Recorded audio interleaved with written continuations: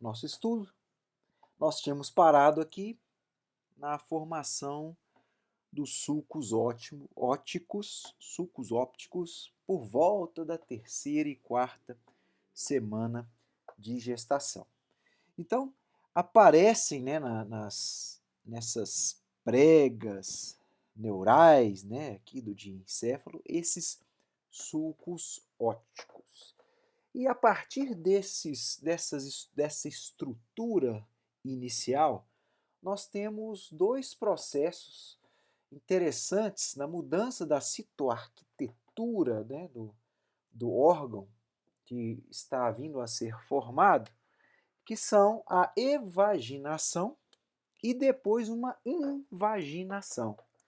Então, no primeiro momento, por volta já dessa quarta semana de gestação, essas duas pregas, esses dois sulcos, essas duas fendas, elas vão se evaginando, ou seja, elas vão tornando-se protuberante em relação ao diencéfalo.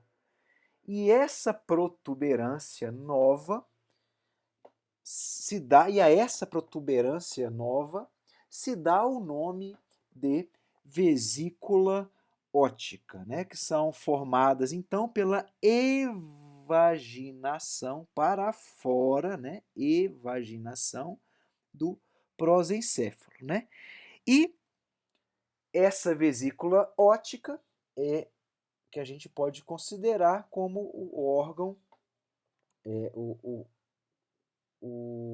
a parte embrionária como um órgão, como o olho primitivo, né? E o que acontece na evaginação do prosencéfalo com a formação da vesícula óptica? Então, quando ocorre essa evaginação do prosencéfalo com a formação da vesícula óptica, nós temos a aproximação do tecido neuroectoderma da camada que o cobre de ectoderma superficial. E através desse contato, como nós já conversamos lá para trás, nós temos uma indução embrionária das células próximas à evaginação do neuroectoderma. Nós temos uma modificação que vai ocorrer nesse ectoderma superficial que entra em contato com a vesícula óptica. Então, esse ectoderma superficial, que é formado por células cúbicas de epitélio simples, morfologicamente indistinto do ectoderma circundante, começa e que forma nessa etapa ainda indiferenciado o ectoderma pré-placoidal, que é essa região aqui. Esse ectoderma, pela proximidade com o neuroectoderma, ou seja, com a vesícula óptica, começa a sofrer as induções embriológicas para a formação do cristalino, para a formação da primeira estrutura que conhecemos num olho já formado, para a formação do cristalino. Então, estas células, após o contato com a vesícula óptica, sob o efeito indutivo desta vesícula óptica, essas células passam a se alongar-se no sentido basal a apical, formando o que denominamos de placoide do cristalino. Então, estas células que antes eram cúbicas começam a se tornar, aqui no outro desenho, né, na outra figura, na outra foto, começam a se tornar células prismáticas e vão formando um tecido pseudoestratificado, denominado placoide do cristalino. Então, nesse estágio, o cristalino torna-se morfologicamente diferenciado do ectoderma circundante. Então, essas células se modificaram, ficando diferente das células circundantes, que ainda são epitélio, ectoderme superficial. Então, olha aqui que interessante. Com a aproximação da vesícula óptica no ectoderma superficial, há essa indução embriológica e a mutação, a diferenciação dessas células em células prismáticas, como se fosse um tecido pseudoestratificado, diferente das células circundantes desta região. E logo após essa diferenciação celular, ocorre uma invaginação, né? Então, a placa do cristalino primitivo, ela se invagina para dentro da vesícula óptica. E a vesícula óptica acompanha esse movimento, também se invaginando para dentro, formando o cálice óptico. Então, o cálice óptico é formado pela invaginação da vesícula óptica, dando um aspecto, né, gerando um cálice com uma parede de dupla celular, de duplicidade celular, uma camada mais interna e uma camada mais externa. Aqui na figura, muito interessante.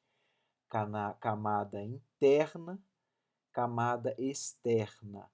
Essa camada interna dará origem à retina neurosensorial e a camada externa dará origem ao epitélio pigmentar da retina, né? E englobando na sua porção anterior uma nova vesícula, que é a vesícula do cristalino. Então, olha que interessante, nós temos aqui o início da construção, da formação do cristalino e o início da formação do cristalino e o início da formação da retina. E a córnea, onde é que fica nessa história? Então, com a proximidade deste novo tecido, que é o cristalino primitivo, que vem do desenvolvimento, da evolução da vesícula cristaliniana, a proximidade do ectoderma superficial deste cristalino primitivo favorece também um mecanismo de diferenciação embriológica dessas células adjacentes, né, dessas células do ectoderma superficial. Então, o cristalino induz o mesênquima, que é como se fosse um tecido extracelular, né? Como se fosse um tecido conjuntival, a estimular o ectoderma superficial adjacente, formando desta forma o epitélio corneano. Então, a córnea, a princípio, ela é formada a partir do ectoderma superficial que, estimulado pelo cristalino primitivo, pela vesícula do cristalino, a se diferenciar em epitélio corneano, que é a camada mais externa da córnea. Entretanto, meus amigos, importante lembrarmos e alertarmos que a córnea ela é constituída de 3 camadas. O epitélio, que é a camada mais externa, o endotélio, que é a camada mais interna, e o estroma, a camada intermediária. Mas como essas duas outras camadas serão formadas? Já sabemos que o epitélio vem da diferenciação do ectoderma superficial através da influência da vesícula do primitiva, da vesícula do cristalino. E as outras estruturas? Antes da gente prosseguir, só fazer um comentário aqui, que neste momento em que ocorre a diferenciação do ectoderma superficial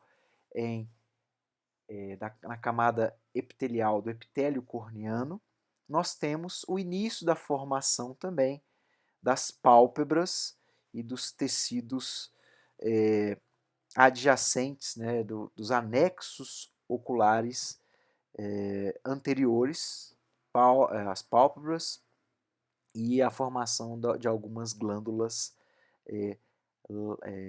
de produção de componentes da lágrima. Então, aqui já numa fase mais avançada, nós temos a córnea e a formação já das duas pálpebras, que depois elas se fundem, e mais na frente, mais ao final da gestação, nós temos a abertura da fenda palpebral. Isso é só um detalhe, que às vezes isso cai na prova do CBO. Bom, mas voltamos para o nosso assunto. Então, como se formam as duas outras camadas da córnea? E para a gente compreender como isso acontece, nós temos que voltar um pouco. Vocês acharam que já estavam livres, do ectoderma, do mesoderma, do endoderma. Não. Então nós vamos voltar lá para trás e começar tudo de novo. Na formação do neuroectoderma. Então lembremos. Então, nós tínhamos como primeiro tecido mais indiferenciado, que era o ectoderma.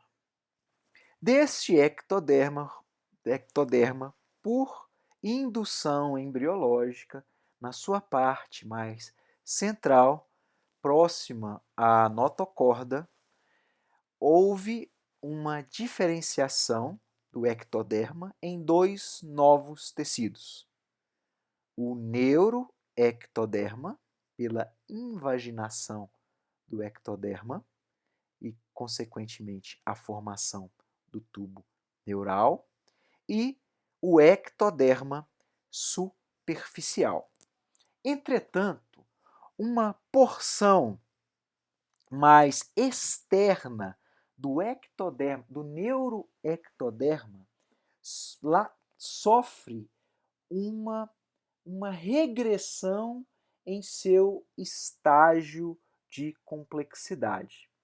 Então, o neuroectoderma lateral ao tubo neural, ele volta um passo na sua diferenciação e se transforma num novo tecido germinativo, que denominamos crista neural. Então, uma porção do neuroectoderma se desdiferencia, voltando um estágio, e preenche, acompanha todo o tubo neural na nova estrutura que se chama crista neural. E essas células da crista neural, elas são muito importantes para a formação de várias estruturas adjacentes, complementares ao sistema nervoso central. Pelo fato da crista neural vir do neuroectoderma, no que se refere à formação do tubo neural, nós temos um novo tecido germinativo acompanhando todo o eixo nervoso primitivo do embrião. E essas células, elas atuam na formação de novos tecidos e novos órgãos através de ondas migratórias. Então, são células que, ao migrarem para regiões próximas ao tecido, ao tubo neural, elas vão formando órgãos diferentes, dependendo da célula que a ative.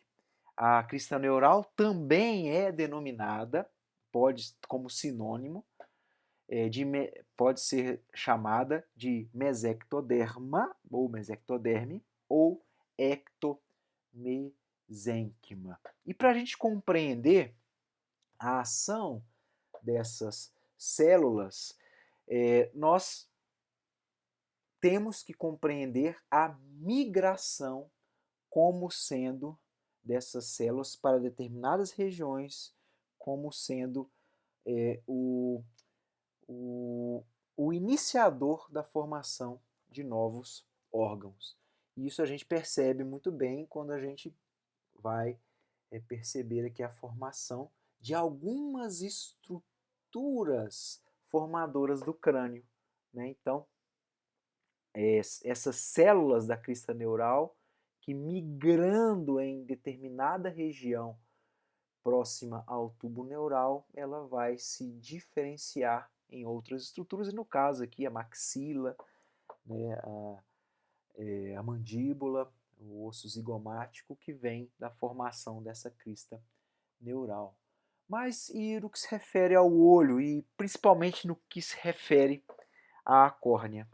Então, pela migração, pelas ondas migratórias, ondas migratórias de células da crista neural, nós temos a formação das outras camadas da nossa estrutura que estamos estudando aqui, que é a córnea. Então, num primeiro momento, nós temos a primeira onda migratória, né, das células da crista neural, ou primeira onda migratória do mesectoderme, ou da mesectoderma, ou do ectomesênquima, formando o endotélio corneano. E num segundo momento, numa segunda onda, nós temos a formação do estroma corneano. Então, como se fosse um sanduíche, né? Nós tivemos primeiro o pão mais externo, depois, com a primeira onda, teve a formação, né, da camada mais interna, do pão mais interno, e por último veio o recheio aí na segunda onda migratória das células da crista neural, né, do mesectoderma ou do ectomesênquima. Então, nós temos então na formação da estrutura córnea, que é o escopo da nossa matéria, né, do nosso estudo hoje, a participação de dois tecidos, ectoderma superficial e crista neural. Todos eles originários do ectoderma, né? Ectoderma naquela primeira lâmina germinativa. O ectoderma, ele se diferenciou em neuroectoderma e ectoderma superficial. O neuroectoderma se desdiferenciou em crista neural. E a crista neural, pela primeira onda, formou o endotélio, pela segunda onda, formou o estroma. E o epitélio corneano já tinha sido formado, né, já tinha sido, veio de uma diferenciação do ectoderma superficial. E aqui nós terminamos essa parte para entendermos como a córnea foi formada. Então, aqui estou deixando para vocês, inclusive, nós vamos encaminhar um material com essa figura. Nós temos aqui um esquema, né, um esquema da anatomia do olho, né, principalmente para os residentes do primeiro ano, né? Claro que vocês fizeram o curso lá em São Paulo, vocês já devem estar sabendo muito bem sobre a anatomia do olho, mas é sempre importante a gente saber onde que estão as estruturas, onde que está o cristalino, onde que está a córnea e tudo mais. E essa outra figura aqui que eu peço para que vocês depois analisem, né, passo a passo as estruturas que vão sendo formadas a partir aqui do sulco óptico, vesícula óptica, cálice óptico com a fissura óptica, olha só a fissura óptica, onde que passa o vaso da hialoide, que vai lá, olha onde que ele chega, ele vem aqui para a vesícula do cristalino, então nós temos a formação do vítreo primário, vítreo secundário, mas isso já é outra história. O escopo nosso aqui é falarmos sobre a embriologia da córnea. E para ajudar ainda, nas questões do CBO, nós fizemos esses quadrinhos aqui, que são 4 quadrinhos, mostrando, né, qual a origem embriológica de cada uma dessas estruturas. Então, pelo tecido, né, pelo ectoderma superficial, nós já compreendemos que do ectoderma superficial nós temos a formação do cristalino, porque há aquela invaginação, que vocês se lembram muito bem. O epitélio da córnea também, né, pela diferenciação desse tecido, pelo contato da vesícula cristaliniana com o ectoderma superficial. O epitélio da pálpebra, o epitélio da conjuntiva e o aparelho lacrimal com as suas glândulas lacrimais, todos provenientes do ectoderma superficial. O neuroectoderma, como nós comentamos lá para trás, é o tecido básico para a formação da retina neurosensorial, que é a camada interna, quando nós temos a invaginação do cálice óptico, e a camada externa do neuroectoderma, nós temos o epitélio do corpo ciliar e da íris, né, e o epitélio pigmentado da retina também, viu? Olha só. Nós temos também os músculos pupilares, o nervo óptico e a glia, né, a retina neurosensorial e epitélio pigmentado da retina, o epitélio, corpo ciliar e íris. Ó, o íris é importante a gente lembrar, vou até mostrar na figura aqui, gente. Olha que interessante, no cálice óptico, olha, essa estrutura aqui ela vai cobrir lá na frente o cristalino, né? Então ela vai participar aqui, ó. Isso aqui é neuroectoderma, vai participar aqui da formação da íris, né? Então isso é interessante compreendermos. E o neuroectoderma também, nervo óptico e glia, né? Porque vem, né, do tubo neural, né? O mesoderma, ele vai influenciar, ele vai ser o tecido básico para a formação dos vasos da órbita e do olho.